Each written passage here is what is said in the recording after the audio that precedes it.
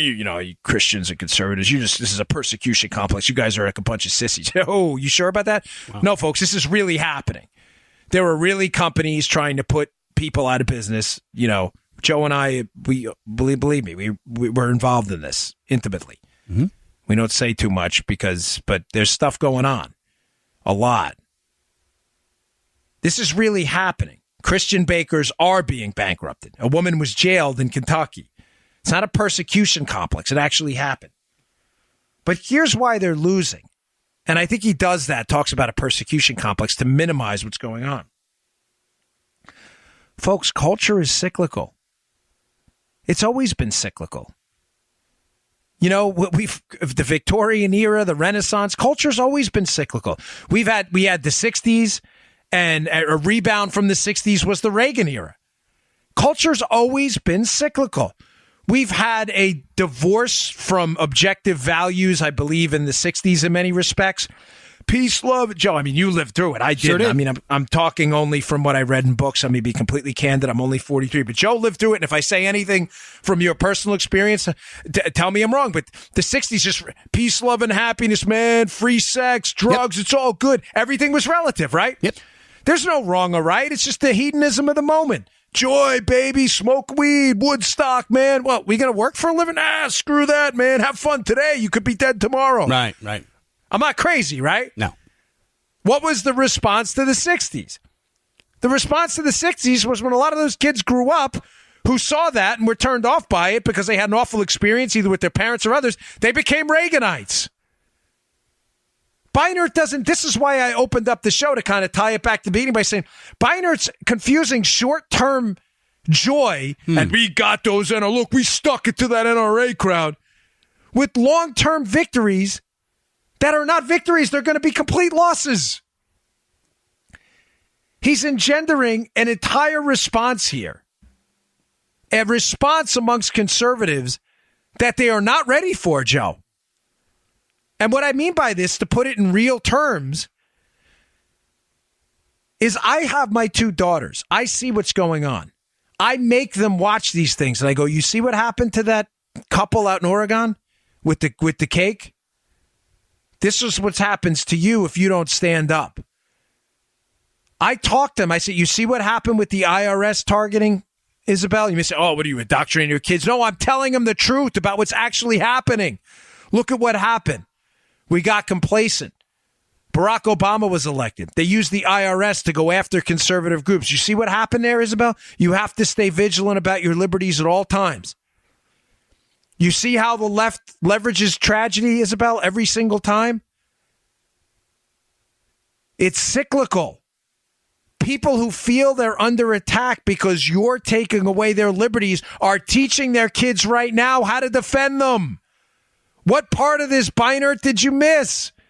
What part of this, you academics and coastal elites and Hollywood types who feel that being celebrated by celebrities is a win? What part of the Trump election and the rebound to that did you miss? You're not winning. And he cites in the piece also. Says, well, we have an influx of immigrants into the country, and that's unquestionably, Joe, that's going to lead to a long-term Democrat liberal majority. Are you sure about that?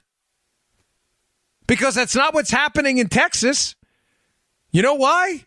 Because people who identified the first generation as Hispanic are marrying people who identify as white, Italian, Irish, whatever it may be. And the next generation doesn't identify as anything but Americans. Are you not aware that the melting pot actually melts? Your appeal to ethnic identity. You Hispanics, the conservatives hate you.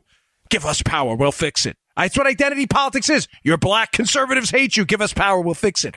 Over time diminishes. I'm not Italian. I'm not Irish. I'm not German. You know what I am? Italian, Irish, and German. I'm American. My kids, my wife's Colombian. Not from South Carolina. Columbia, the country. My kids aren't Colombian. They may be genetically, but they don't identify as that. They're just American. Your appeal to identity politics, you're insisting that the identity is going to stick with the generations. It's not.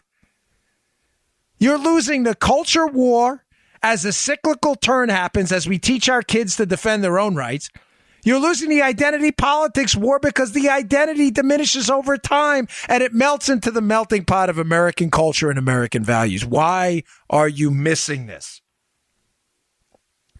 Finally, one last point of good news. The desegregation of media is not working in your favor.